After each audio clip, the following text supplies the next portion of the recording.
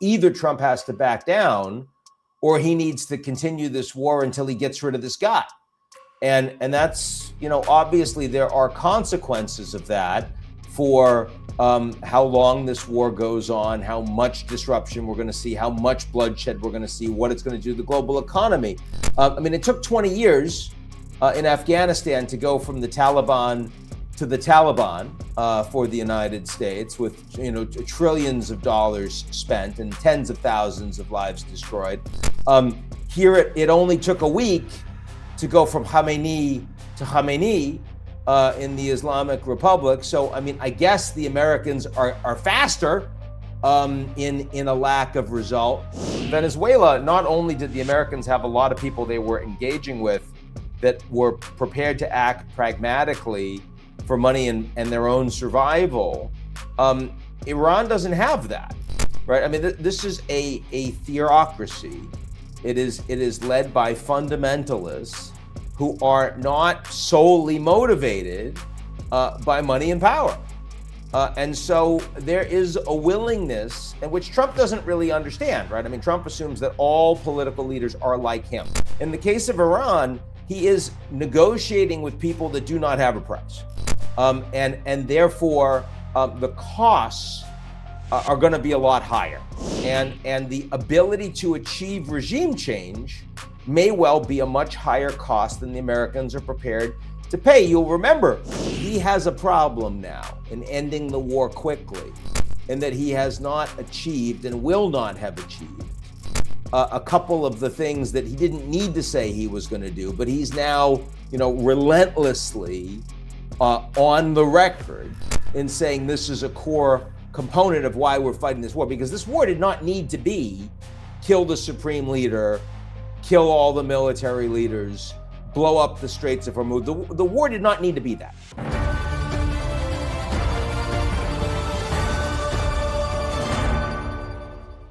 Are you watching the Times of India? I'm Aditi Prasad, and with me is Bremmer, and we're going to be talking. Of course, he's the president of Eurasia Group and a very, very notable political scientist in the United States. And sir, I want to talk to you and come directly to the point. And before I get into specifics, what is your understanding of the Iran-US war as on date? It's been 9 days now. What's your assessment of how things have gone so far? It's not gone the way that Trump has hoped or expected. The military efforts by the United States have been pretty successful. They're doing a lot of damage to Iran's military capabilities, their ballistic missile capabilities. Their Navy's been basically destroyed.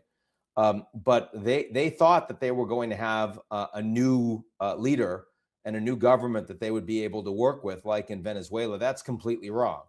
And absent that, there's been all sorts of consequences in terms of strikes on the Gulf states, particularly with drones. The U.S., of course, has already taken 7 casualties, deaths of servicemen and women.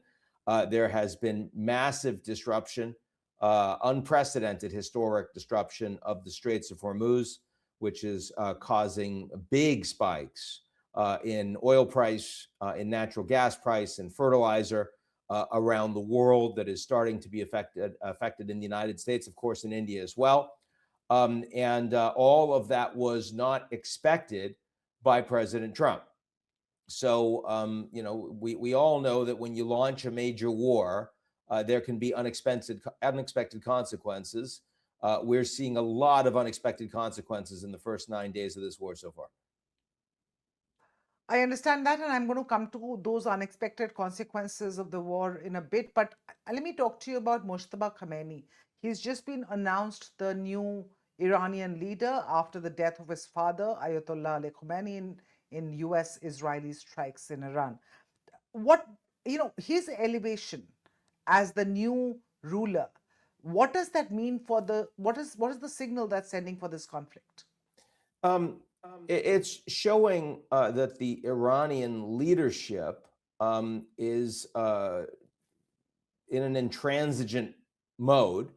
They don't feel any utility in taking a more moderate path, the way that you saw the Iranian president Pezeshkian, who doesn't have any real power, more of a symbolic figure, saying, well, we're sorry about attacking, the Gulf states. And then immediately after, there were more Iranian attacks of the Gulf states. This is a very different kind of signal. This is a signal that says we're going to do exactly what we want to do. We're going to have a leader that will follow exactly what Ali Khamenei, his father, would have done.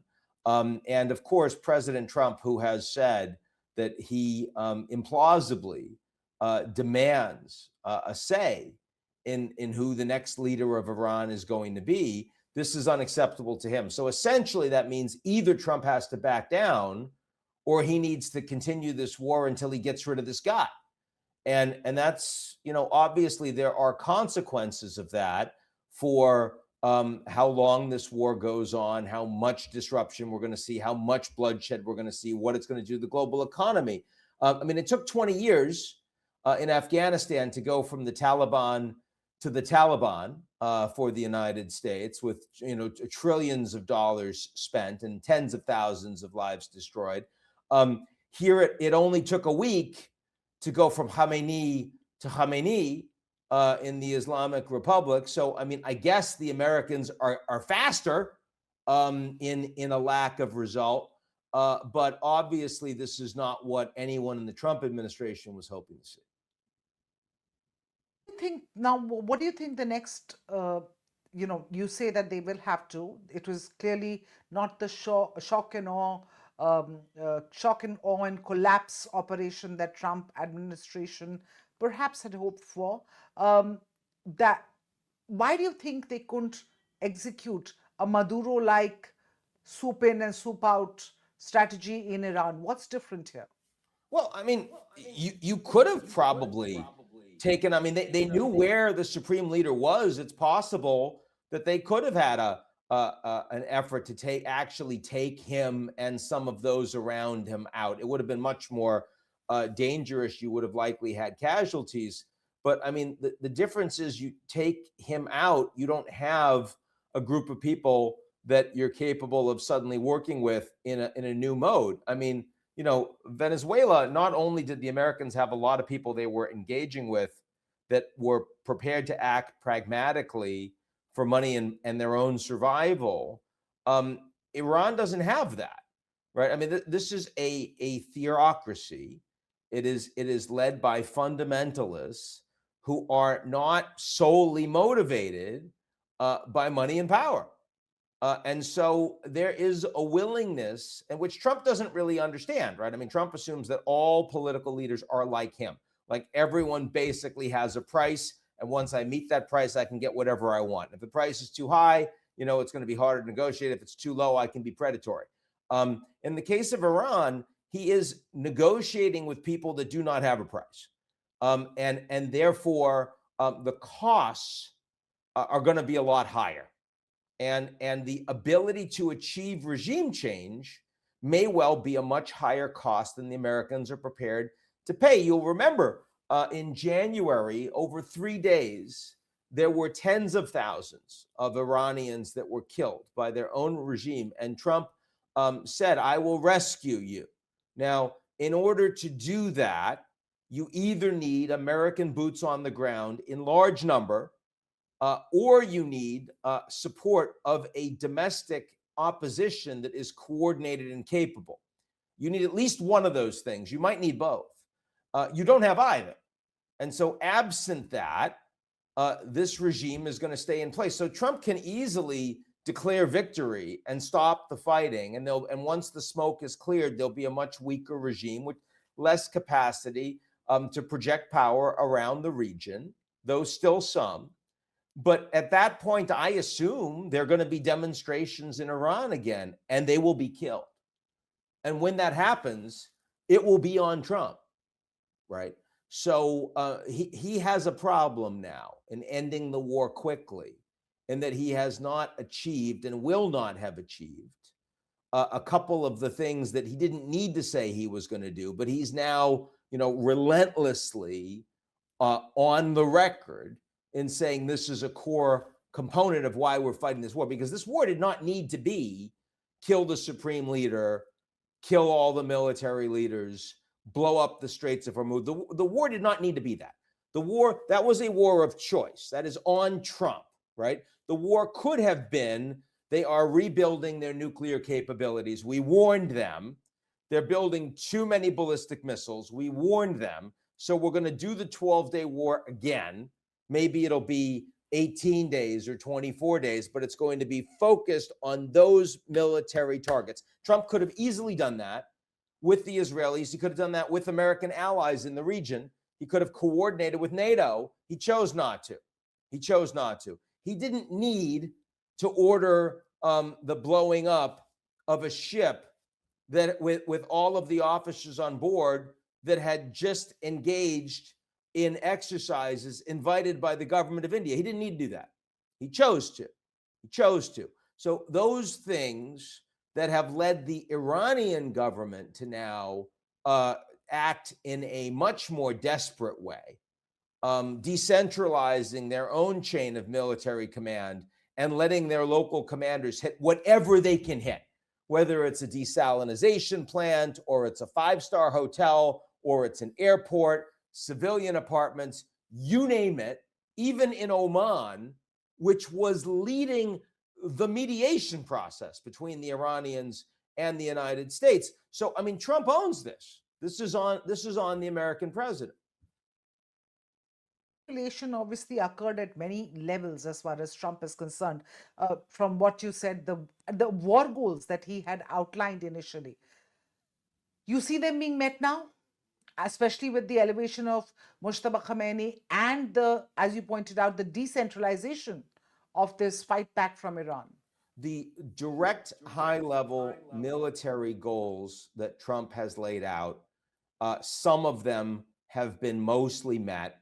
The nuclear goal has not, and that would likely require commandos sent on the ground in a very dangerous operation that the Israelis support and the American military commanders oppose. But generally speaking, he has either accomplished most of those goals or we can see a path to accomplish those goals. The political goals that he has, which he's made clearly, he is nowhere close to accomplishing any of those goals.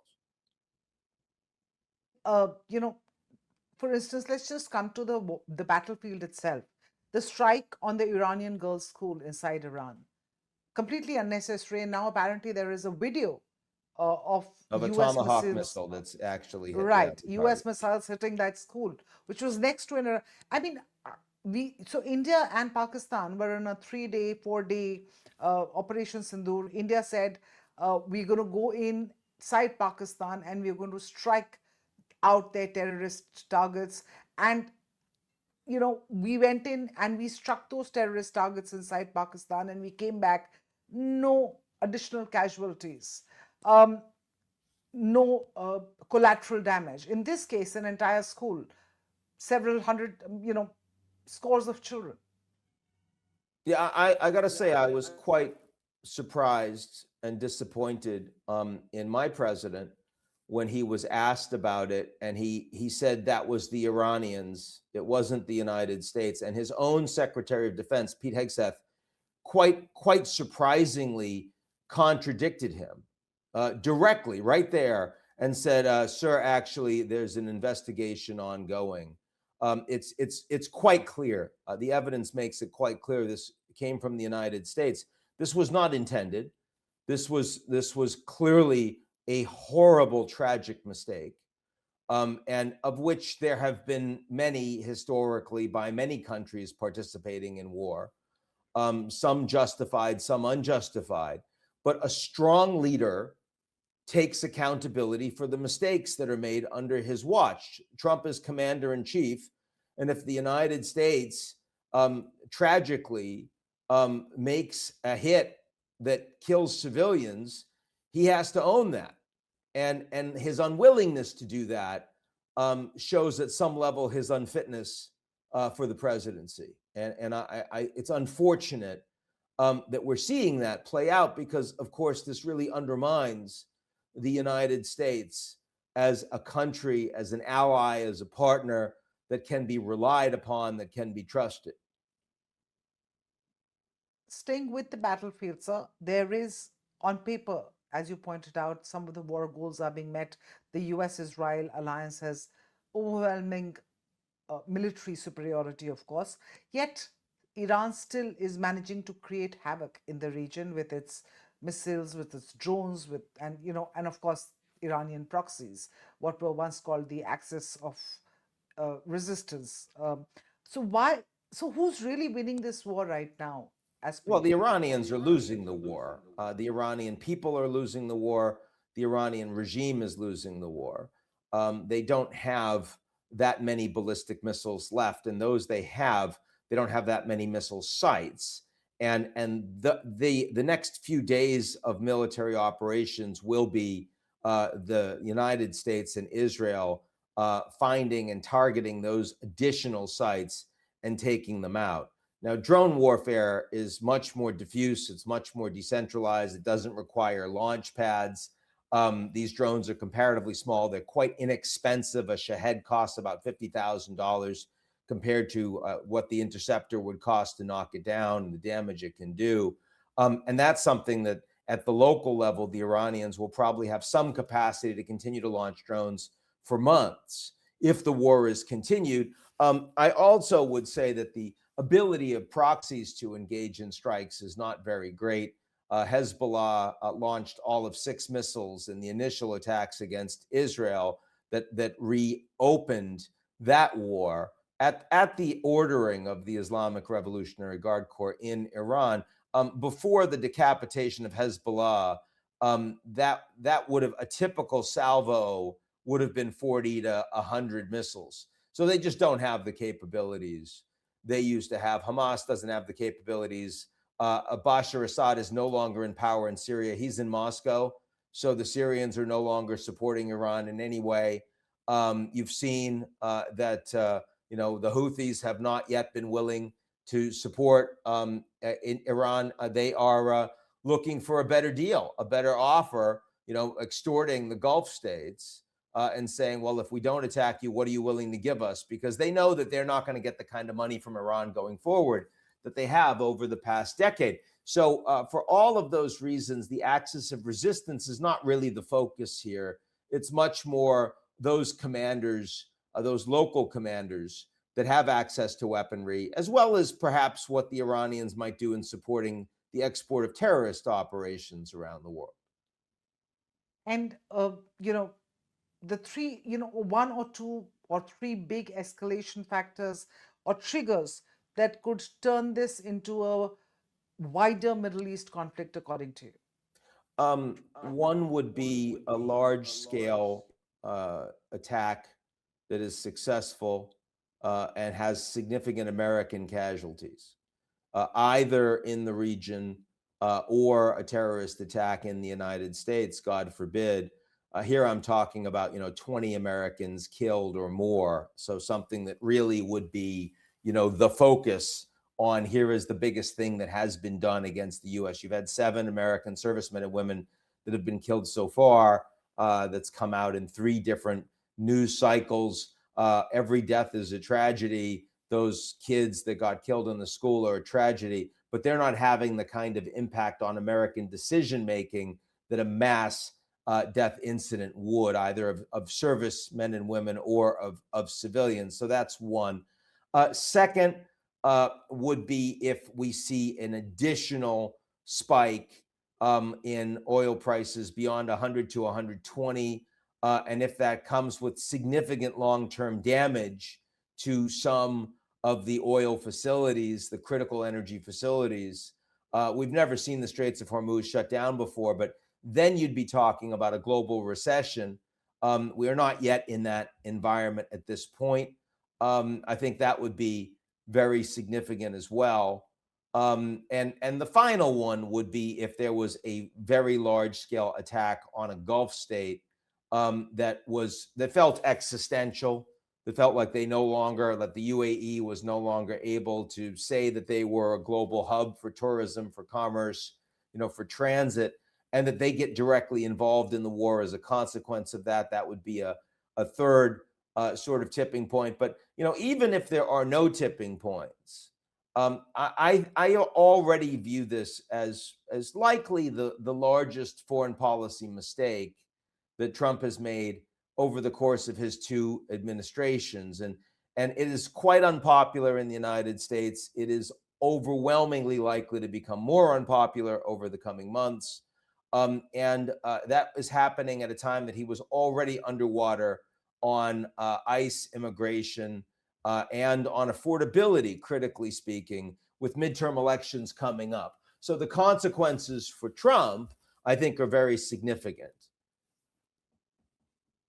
Consequences for Trump in midterm elections, clearly from a president of peace that he wanted to project himself as. He's now a president who's actually started, one of the biggest chaotic wars right there in the Middle East. But what is the best case scenario from here on, according to you? Yeah, it's unusual. I mean, he's been trying to, talk so often about being the Nobel Peace Prize deserving that award. And he started the Board of Peace. Indonesia just suspended their discussions because of the war in Iran. Of course, they were going to join. I saw some of his advisors claiming that this is a war that has been going on for 47 years between Iran and the US ever since the revolution. So Trump isn't really starting a new war. He's actually ending the 47-year war. It's almost the definition of Orwellian war is peace. And his own voters aren't buying that. It's not credible. It's not plausible when Americans are coming back dead as a consequence of decisions that he made. And the best case scenario is that he declares victory as soon as possible, even though that victory is limited compared to the goals that he's made, which reduces the likelihood of others being killed. It reduces the likelihood of more Americans coming home in body bags. It limits the economic damage. And then, you play the longer game. You re-engage in negotiations from a stronger position because you say, hey, you said you weren't going to negotiate on your ballistic missiles and your nukes, so we took those out. And so now we're going to have a more meaningful conversation where you have a lot fewer cards. That's probably the best case scenario for Trump right now. There is a implausible scenario where the regime collapses and a more representative regime comes in. That does not seem very likely at all to me at this point. So, according to you, which probably should be at least keeping some of the Trump administration officials awake at night. Yeah, I mean, again, I think that they all understand that they're not likely to do well here in November, and Trump is not going to accept a loss. He doesn't accept, his own failures, and so his willingness, he will be more constrained. But as he is more constrained, he will also be more inclined to double down, and that dynamic is the one that we'll be watching over the coming months, and frankly, over the coming 3 years. I think I'm a couple of minutes above the time that you promised us. So thank you so much for all your time. Thank you so much. Thank you. Bye-bye.